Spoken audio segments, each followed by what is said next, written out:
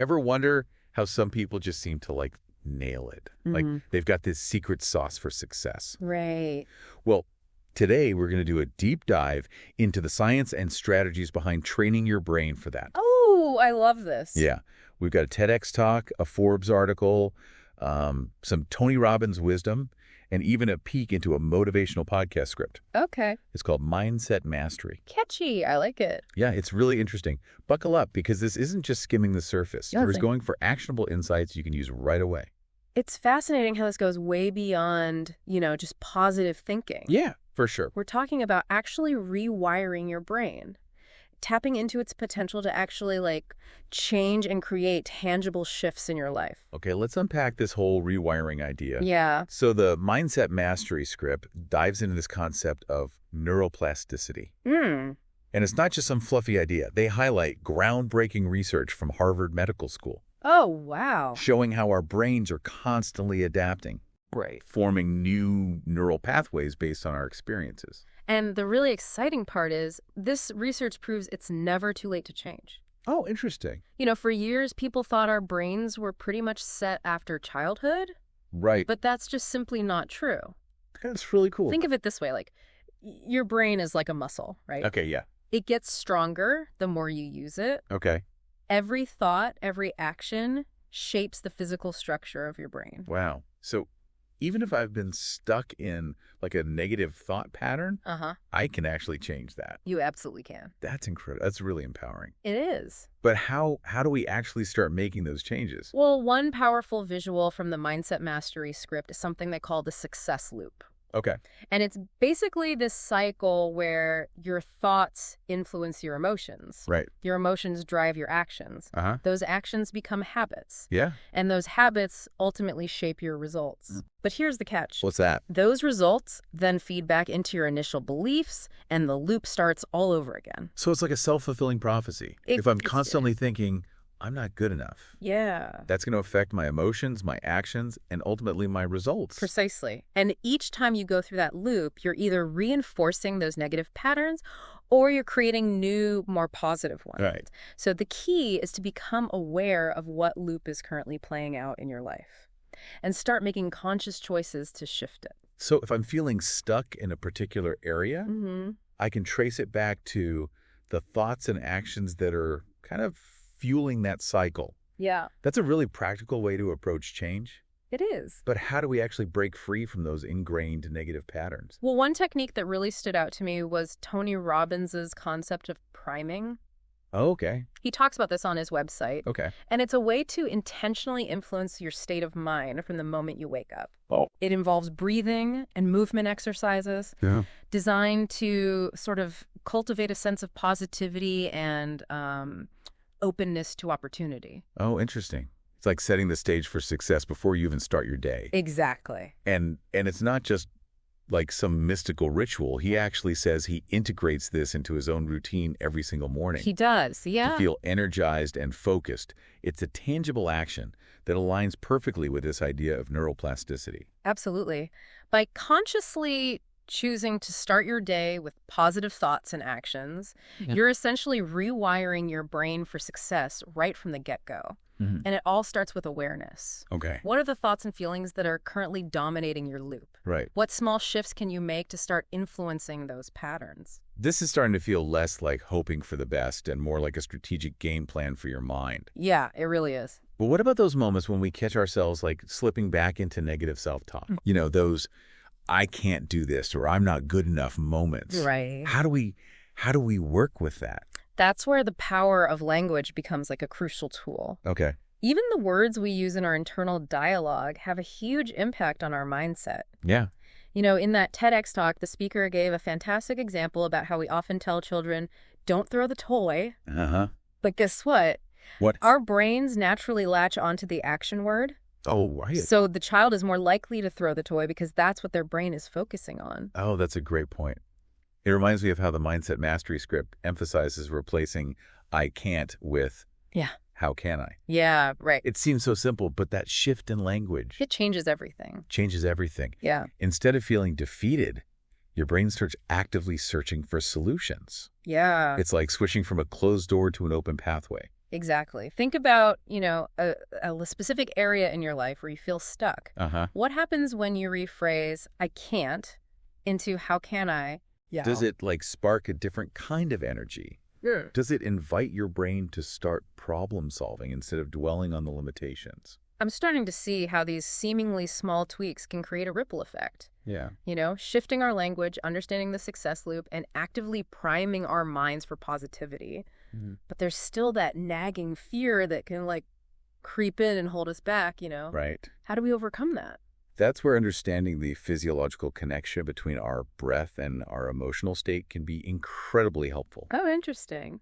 The TEDx speaker had a fascinating insight about how anxiety is often linked to speed and shallow breathing. When we're stressed, we tend to hold our breath and fixate on the worst-case scenarios. Right. It's like our bodies are going into fight or flight mode, even if the threat is just a presentation or a challenging conversation. So how do we interrupt that pattern? The speaker suggested a surprisingly simple technique. Breathe deeply through your nose and look up. It sounds almost too easy. Yeah. But there's a physiological reason why it works. Okay. When you breathe deeply and look up, it naturally calms your nervous system and shifts your perspective. So he actually encouraged the entire audience to try it right there on the spot. He did, yeah. He said, look up and try to get scared about anything. Right. I love how he made it interactive and playful while also demonstrating the power of such a simple action. Yeah. It's a great example of how we can use our bodies to influence our minds. Right. By consciously shifting our breathing and posture, we can actually change our emotional state and create a sense of calm and control. This is all starting to paint a really compelling picture. We can rewire our brains, Yeah. shift our language, even use our breath to manage our emotional responses. But let's be honest, even with all these tools, Right. we're still human. Oh, yeah. We make mistakes, What do you do? we have setbacks, Yeah. and sometimes that inner critic can be pretty harsh. Huh. How do we deal with that? Yeah. That's where self-compassion comes in.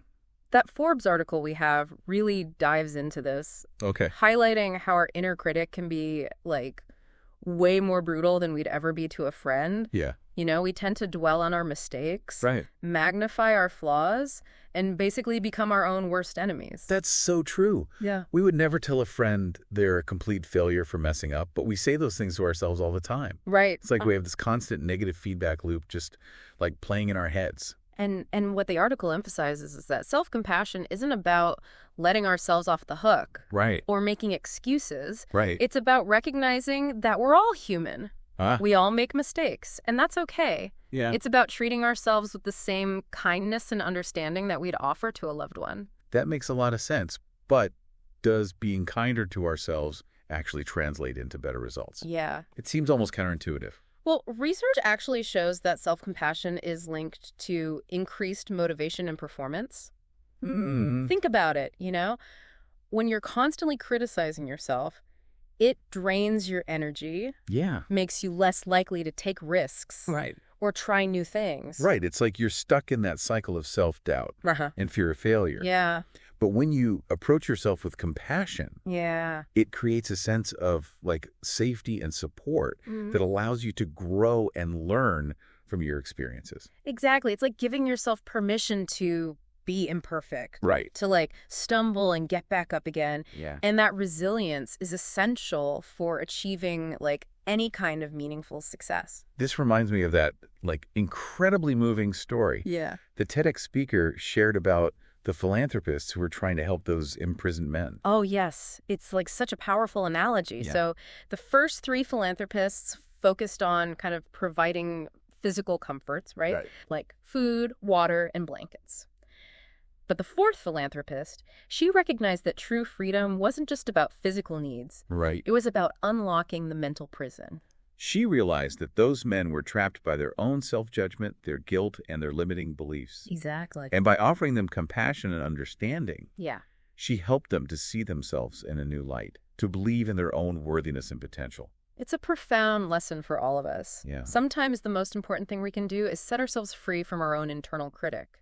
To acknowledge our inherent worthiness. Right. And to embrace our imperfections as part of what makes us, unique and valuable. So we've talked about neuroplasticity, the success loop, priming our minds, the power of language, using our breath to manage fear, and the importance of self-compassion. It's like we've assembled this like toolkit for training our brains for success. You have, yeah. And it's all grounded in this idea of taking ownership of our thoughts and actions.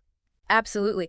And the exciting part is that these tools are accessible to everyone. That's amazing. It's not about some magical formula or secret society, right? Right. It's about understanding how our minds work and making conscious choices to shape our thoughts and actions. And it's not about overnight transformations either. Right. The Ford's article really stressed that it's about consistent, small shifts that compound over time. Yes. It's about showing up for ourselves each day and making those small choices that gradually reshape our mindset and our lives. Just like training a muscle. Yeah. It takes time, effort, and consistency, but the rewards are incredibly worthwhile. Right. When you train your brain for success, you unlock a world of possibilities and create a life that is truly fulfilling and aligned with your values. It's like you become unstoppable. You do. Not because you never face challenges, but because you've developed the mental resilience and the tools to navigate those challenges with grace and determination. Exactly. And that's what we're all about here on The Deep Dive. Of empowering you with the knowledge and strategies to create a life that feels truly extraordinary.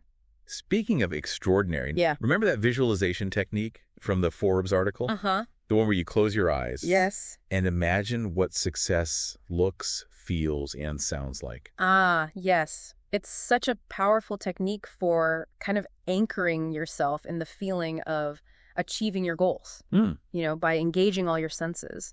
You create a more vivid and compelling vision, which can actually increase your motivation and drive. It's like creating a mental blueprint for success. And the more detailed and vivid you can make that vision, the more real it becomes in your mind, almost like you've already experienced it. Exactly. It's about programming your subconscious mind for success. And, you know, this brings us back to that TEDx talk and the concept of focusing on the outcome you want. Not the things you're trying to avoid.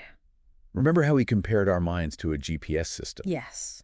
You input the destination that you want to reach, and it guides you there. It doesn't focus on all the wrong turns that you could make or the obstacles that you might encounter. It's laser focused on getting you to your desired destination. Exactly. And it's the same with our minds. It is. If we're constantly dwelling on our fears, our doubts, and the things that we don't want to happen, that's where our energy flows. Yeah. And that's what we end up attracting into our lives. That's it. But if we shift our focus to what we do want, success, happiness, fulfilling relationships, whatever it might be, our minds start to create pathways towards those outcomes. Yeah. It's like we're literally training our brains to attract the good stuff by setting our internal GPS towards our desired destination. Exactly. It's not just about thinking positive thoughts. It's about aligning our thoughts, our emotions, and our actions toward our goals. It's about creating a powerful synergy that propels us forward, even when we face, you know, inevitable challenges along the way. Okay, so we've talked about setting our intentions and creating a vision for success. But what about those times when we inevitably hit roadblocks or face setbacks? How do we stay motivated and keep moving forward when things get tough? That's a great question. And this is where the power of our thoughts and beliefs really comes into play. Remember that success loop we discussed earlier? Yes. Our thoughts influence our emotions, which drive our actions, which create our habits, and ultimately shape our results. Exactly. So when we face a challenge, it's crucial to monitor our self-talk and ensure that we're not reinforcing negative beliefs that could, like, sabotage our progress. So instead of saying, I can't do this, we need to reframe it to, how can I figure this out? Yes. Or what resources do I need to overcome this obstacle? Precisely. It's about shifting from a mindset of defeat to a mindset of possibility and resourcefulness. It's about asking empowering questions that invite your brain to start problem solving. Instead of dwelling on the limitations. And this is where self-compassion comes in again, right? Absolutely. When we hit a roadblock, it's easy to, like, beat ourselves up. It is, and get stuck in a spiral of negative self-talk. Absolutely. When we face a setback, it's important to be kind to ourselves acknowledge our efforts, and recognize that setbacks are a natural part of the growth process. Right. They're not a sign of failure. They're opportunities to learn, adjust, and become even more resilient. It's like giving ourselves permission to be human, to make mistakes and to learn from them without losing sight of our inherent worthiness and potential. And you know what? This reminds me of that moving story the TEDx speaker told about the philanthropists who were trying to help those imprisoned men. Yeah, it's amazing how that story ties back to everything we've been discussing. It's a reminder that true freedom, true success starts with unlocking that mental prison we sometimes create for ourselves. Exactly. It's about recognizing that those men needed more than just physical comforts. Right. They needed to be set free from their own self-judgment and limiting beliefs. Right, and that's a message that resonates with all of us, regardless of our circumstances. For sure. So as we wrap up this deep dive, it feels like we've covered a lot of ground. Yeah. We've explored neuroplasticity, the success loop, the power of language, the impact of our breath on our emotions, and the importance of self-compassion. It's like we've assembled this incredible toolkit. We have. For training our brains for success.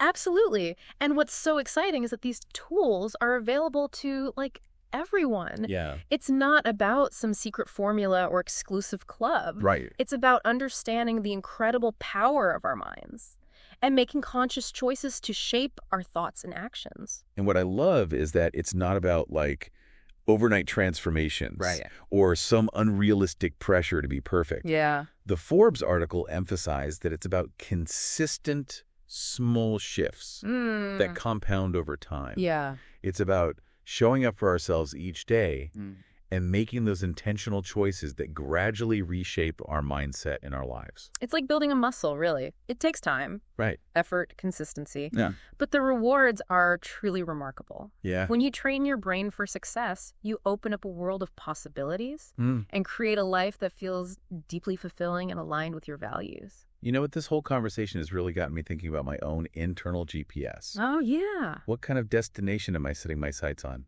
Right. What small shifts can I make today to start moving toward that vision? That's a powerful question for all of us to consider. Yeah. What does success truly mean to you? What kind of life do you want to create? Right. Once you have a clear vision, you can start setting your mental GPS towards that destination. And remember, it's a journey, not a race. Right.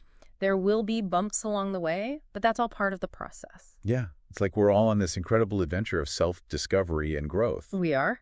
And the best part is we don't have to do it alone. We have each other. We have these incredible tools and techniques.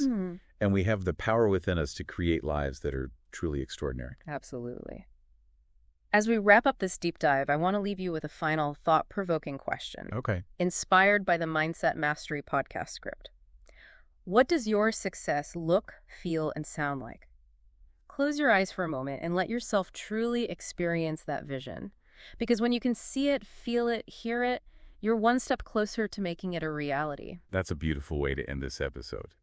It's a reminder that we all have the power to, shape our reality, to create lives filled with purpose, joy, and fulfillment.